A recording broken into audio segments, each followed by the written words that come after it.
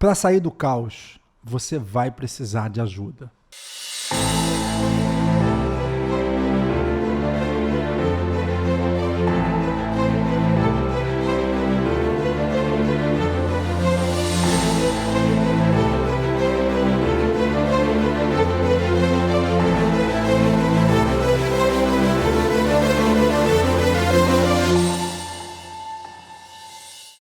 A pessoa até pode ter entrado no caos sozinho, mas dificilmente vai sair dele sem ajuda, sem parceria.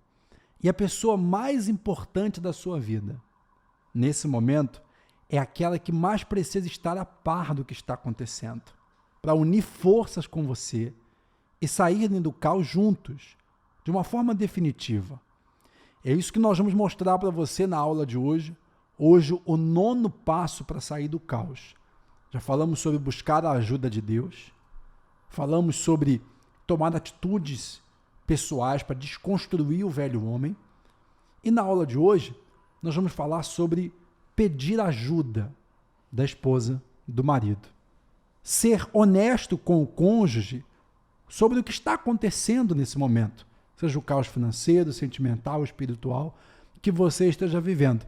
E aqui comigo o Anderson Scopel, Márcio Leão, para a gente debater e falar desses assuntos. Como que a pessoa vai sair do caos se ela esconder esse caos que provavelmente ela mesma criou para a pessoa que ela mais ama? Como é que ela vai conseguir resolver um problema que ela criou se ela não trazer a pessoa para a honestidade, para a verdade do que está acontecendo? E aí eu coloco aqui, o Anderson, 4 motivos por que a pessoa não fala com o cônjuge do que está acontecendo. Geralmente não fala das decisões que tomam, das escolhas que fazem, e muito menos fala dos problemas que estão se criando. O primeiro ponto é porque ele não se importa com a opinião dela, ou ela não se importa com a opinião dele. Acho que é uma pessoa estudada, resolvida, sabe mais, né? Que sabe mais, ou empreendedor, é quem tem mais dinheiro no seu nome, então diz assim, eu tomo a decisão e acabou. Então não se importa com a opinião do outro, mesmo por isso não pede. O segundo ponto é aquela coisa que falamos um pouco na aula anterior. Pensa que vai dar um jeito. É o jeitinho brasileiro. A pessoa está vendo, né, a enchente, vamos dizer assim, de problema chegar na sua porta, mas ela diz assim, não, eu vou dar um jeito. Eu vou poupar minha esposa desse problema, eu não vou passar para ela, porque eu vou resolver. O terceiro ponto é o medo das consequências. A pessoa sabe que fez errado, como por exemplo, um adultério, uma situação com uma outra pessoa, ou um negócio mal feito, e tem medo que o parceiro lhe abandone, vai embora, ou as consequências que podem ter da sua atitude. E o quarto ponto é o medo da reação, é não saber como o parceiro vai reagir, porque aí está um detalhe, para haver diálogo dentro de um casamento de forma saudável, os dois precisam cooperar. Ou seja, aquele que vai falar tem que abrir o coração, tem que colocar para fora o que está acontecendo, por mais duro que seja. Mas quem vai ouvir também precisa ter um equilíbrio emocional para não explodir, para não gritar, para não se irar, né? Para não criar aquilo uma confusão maior do que aquilo já é de verdade. Então, esses 4 pontos que eu queria começar destacando. Comigo já aconteceu uma época de enfrentar um problema financeiro gravíssimo. Eu estava recém-casado, tinha montado uma startup e essa startup me gerou aí quase 200 mil de dívida. Assim, quase 200, recém-casado morando de aluguel. Quase 200 mil de dívida. E cara, se tem uma coisa que eu vou fazer sempre, voltando na aula anterior, tá? Eu vou assumir os meus compromissos. Eu vou segurar. Foi eu que causei o problema, então a responsabilidade é minha e eu vou arcar com isso e eu vou pagar essas contas. Então, imagina um cara recém-casado, esposa com cartão Black na mão, comprando, fazendo compra para cima, para baixo, para cima, para baixo. Ou seja, se eu não sou claro para Mariana da situação real que eu estou, ela inocentemente vai continuar gastando, vai continuar indo para shopping, vai continuar comprando e vai continuar. que eu fiz? Eu cheguei em casa, sentei e coloquei na mesa toda a situação que nós estávamos vivendo. O momento que a Mariana viu a situação que nós estávamos vivendo, ela virou minha companheira de oração. Primeiro, ela sabia que eu ia ter que trabalhar mais, porque afinal de contas, na época, cara, para mim 200 mil era muito, mas muito dinheiro. Eu não faturava isso por ano. Só que o que eu fiz? Eu cheguei para todas as pessoas que eu devia e assumi um compromisso de pagamento com cada uma dessas pessoas.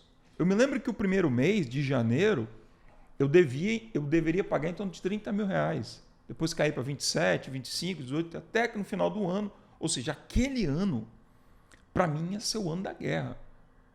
Eu ia passar o ano todo sem shopping, sem final de semana, em cinema, sem viagem, sem comer do bom e do melhor, comer o básico.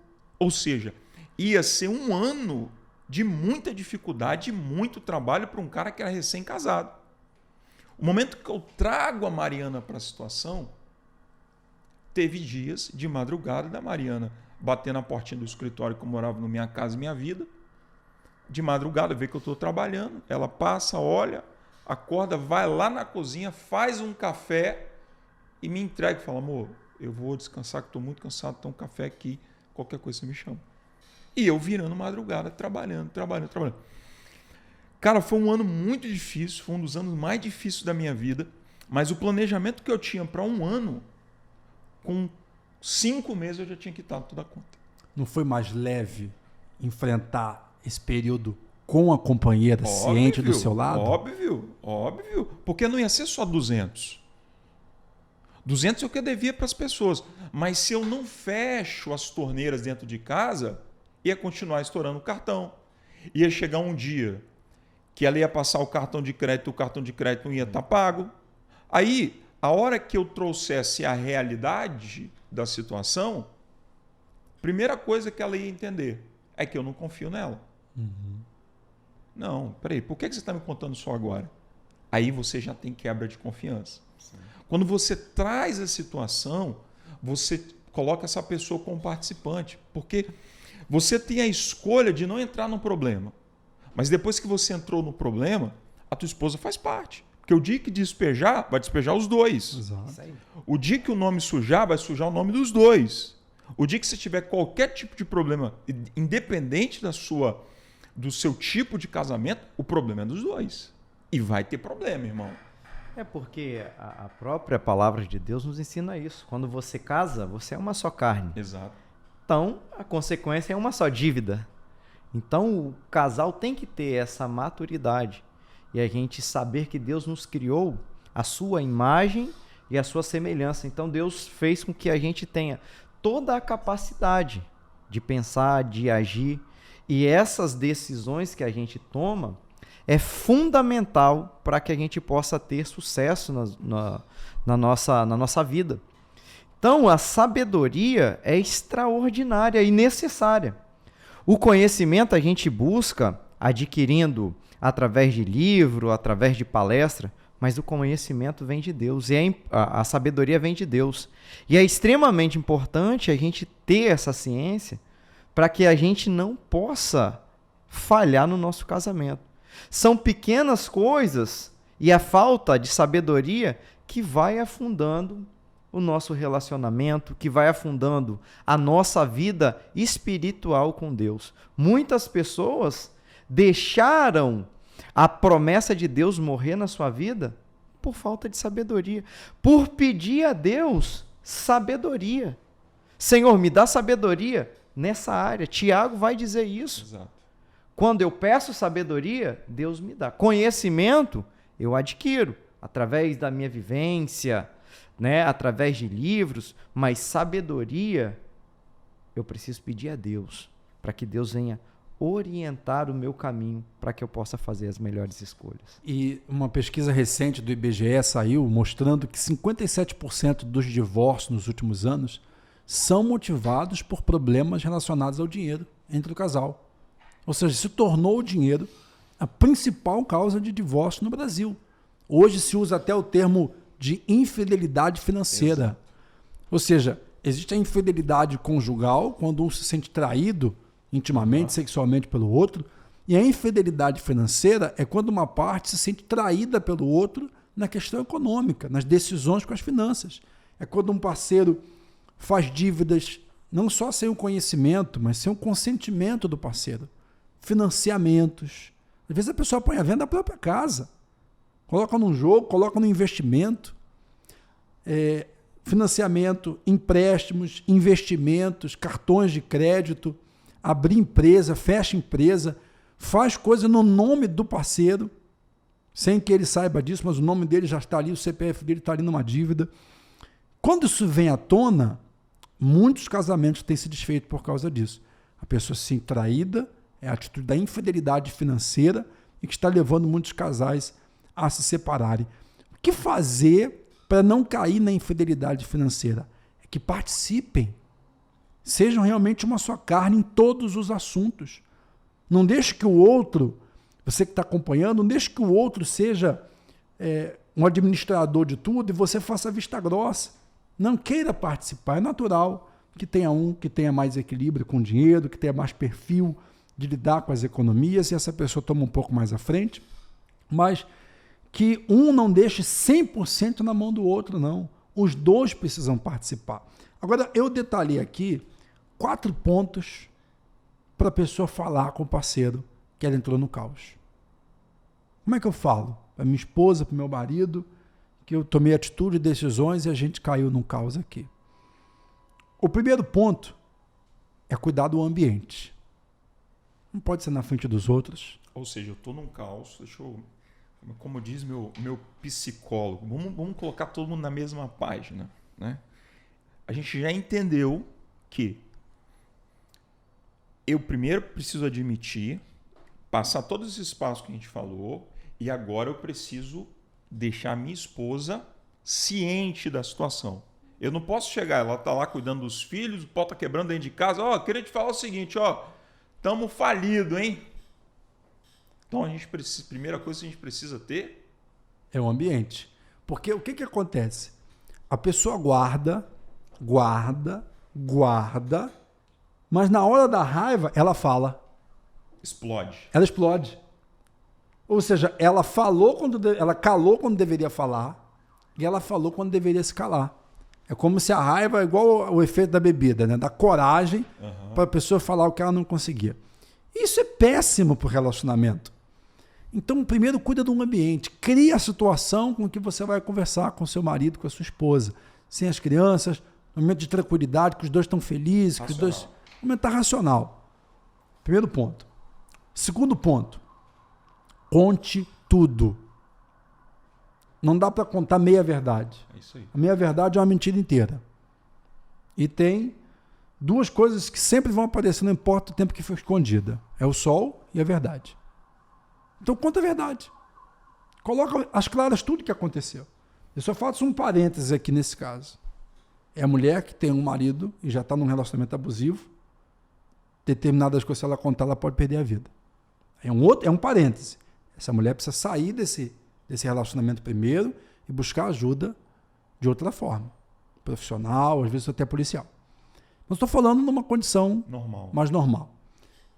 Se eu trair, eu tenho que falar. Com quem, quando, por quê e quantas vezes. Eu tenho que colocar para a pessoa o que aconteceu. Não dá para eu contar a minha verdade disso. Porque aquilo vai vir à tona de outra forma.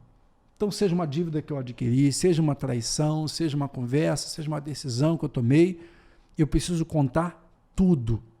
Até porque, só um parênteses, a Bíblia diz o seguinte, eu não vou lembrar do versículo, mas a Bíblia diz o seguinte, que aquele que confessa, Provérbios, não me lembro, mas é Provérbios. Provérbios alguma coisa. O que confessa e deixa alcança a misericórdia. Ou seja, eu preciso confessar, que é o primeiro passo. 2, eu preciso deixar para alcançar a misericórdia. Ou seja, no momento que eu confesso, eu estou confessando 100%. Até porque, se eu quero alcançar misericórdia, não adianta eu confessar a meia-verdade. E não adianta eu só deixar o erro Exato, e não falar exato. o que eu fiz para a pessoa. Então, às vezes, o cara confessa e não deixa. Mais ou menos assim, te traí. Ah, tá perdoado. Mas ele continua traindo. Ou seja, na próxima vez que... Não, eu já te falei. Ou seja, ele não deixa. E tem aquele caso que o cara deixa, mas fica no escondido e quer alcançar a misericórdia. 3 passos. Eu preciso confessar, eu preciso deixar para que essa ponte aqui se rompa, e aí sim eu venho alcançar a misericórdia. Porque só dá para sair do caos assim, construindo com base forte de confiança no relacionamento. O terceiro ponto é assuma os seus erros. Que é uma coisa muito comum quando o casal vai conversar, é a pessoa justificar os seus erros. Jogar no outro. No erro do outro. Ah, mas eu fiz isso porque você fez aquilo. Eu agi assim porque você não me dava atenção, porque você não me dava espaço, porque eu não estava feliz com a nossa atividade sexual. Quer dizer, a culpa é do outro, do erro que eu cometi. Então eu preciso assumir os meus erros. Por mais que a outra pessoa tenha alguma participação, também tenha coisas a mudar. Mas isso vai ficar antes, para uma outra conversa. Uhum. Agora o errado sou eu. Eu que tenho que ficar com a cara vermelha aqui e colocar. Olha, você não tem nada a ver com isso. O erro foi meu. Eu tomei essa atitude. É o momento de eu matar o meu velho homem aqui, colocando ele para fora. E o quarto ponto é estar disposto a pagar o preço. Porque é claro que quando eu falar para o meu parceiro, para minha esposa, enfim, eu não sei exatamente a reação ou a consequência que vai ter. E eu tenho que estar disposto a pagar o preço. Se ela vai me deixar, se ela vai dar um tempo, se ela vai brigar comigo, se ela vai sair de casa por um período, se ela vai me pôr para dormir na sala, eu não sei o que vai acontecer. Ou se ela vai assumir as finanças no meu lugar, eu não estava sabendo gerir. Uhum. Você contou uma experiência, eu também tive algo semelhante, recém-casado, fui fazendo dívidas, daqui a pouco já está devendo pessoa, batendo na sua porta. Eu tive que chegar para ele e colocar. Olha, está aqui. Que a gente está devendo, colocamos num papel, não era um valor tão absurdo quanto de 200 mil. É tenso o básico. Mas era um valor fora da minha realidade. O que a gente teve que fazer? Criar um plano e eu entregar as chaves para ela. Quem cuidou das finanças daquele momento foi ela. Eu não tinha mais direito nenhum. Porque eu que errei. Exato. Com as decisões que eu tomei. O homem às vezes tem muito disso. Não, porque eu sou o mais gestor. E às vezes, por exemplo, lá em casa, minha mãe até hoje é a mulher das finanças. No papelzinho, na cadernetinha, meu padrasto chega lá, bota o dinheiro aqui, minha mãe bota o dinheiro ali, eu não confio muito. Às vezes o homem ganha só uma mesada, né? É. Mas isso cara, é um costume mais antigo. As pessoas mais velhas, normalmente a mulher que fazia essa questão da olha, a gestão. minha mãe é uma excelente gestora. Excelente gestora. Muito do que eu aprendi sobre gestão de finanças, eu aprendi com minha mãe. Excelente. Minha mãe que é a mulher que vai para o supermercado. Hoje não, graças a Deus, mas na época, ia com a listinha e vinha ali calculando, não tinha calculadora não. A véia fazia a continha matemática na unha aqui, ó, no papel. Chegava no final, falou, tira esses chips aí, tira esse miojo aqui, não vai dar não, tira, menos aqui. Opa, quanto que vai dar? R$70 para fazer a compra no mês. Mas minha mãe sempre foi boa gestora. Mas isso daí, Anderson, eu vejo que é o quê? É uma sabedoria. É uma inteligência dada por Deus. Esse que é o diferenciado. E a gente precisa ter isso em todas as áreas da nossa vida. Seja em um negócio, seja no casamento, seja na sua vida para com Deus, é buscar a inteligência que vem de Deus. E eu vejo isso na vida de José. José, ele tinha muito conhecimento na sua área administrativa, tanto que ele na casa do seu pai ele era o destaque, porque Jacó foi um bom administrador, e ele enxerga isso no seu filho, e ele dá essa responsabilidade. Ele fala assim, José, após eu morrer, você que vai ser responsável aqui pelo nosso clã. E ele coloca uma túnica em José. José agora vai ser odiado, todo mundo conhece a história pelos seus irmãos, vai para o Egito. Chega no Egito como escravo. Vai para a casa do general como escravo E lá ele sabe aproveitar as oportunidades, ele tinha uma inteligência de Deus. E ele vai parar onde? Ele vai parar no maior cargo, dentro da casa do general. Ele estava administrando bonança. Sai dali por uma acusação, vai parar na cadeia. Chegando na cadeia, ele vira chefe. Ele aproveita todas as oportunidades. Ele não vai pedir facilidade, mas ele vai pedir a Deus sabedoria, inteligência divina. E aí ele está esperando o quê? Um momento. E é isso que às vezes a gente precisa, de um momento para a gente mudar a nossa vida. E é esse momento que nós precisamos estar preparado, por quê? Porque Deus nos dotou com inteligência, precisamos estar capacitados, e aí a gente busca, e esperando um momento para que nós possamos colocar em prática essa sabedoria. Ele está ali no calabouço, dorme no calabouço e acorda no palácio, e ele está de frente para o rei, para o faraó, e era a oportunidade da sua vida. Então o faraó fala assim, eu preciso que alguém resolva o meu problema, eu sonhei um sonho e preciso da interpretação. José estava ali com um propósito, interpretar o sonho do faraó. Ele interpretou, ele poderia ir embora, mas ele usou a sabedoria, uma inteligência que vem de Deus. E ele não apenas falou do sonho, mas ele deu tudo que o faraó precisava saber para passar para aquele momento que ia vir. E o faraó achou graça e colocou ele como governador. Então, a sabedoria faz com que você saia do caos. A sabedoria faz com que você mude o seu nível e o nível das pessoas que estão à sua volta. Isso é muito importante. O conhecimento e a sabedoria que José tinha passou para aquelas pessoas que estavam ali. Tanto que não é fácil você administrar tanto bonança, 7 anos, e você ter que guardar, e pior, administrar caos. Foram 7 anos. E ele conseguiu fazer isso. E automaticamente as pessoas que estavam em volta dele também conseguiram fazer com que administrasse aquela cidade tão bem que passasse por aquele problema.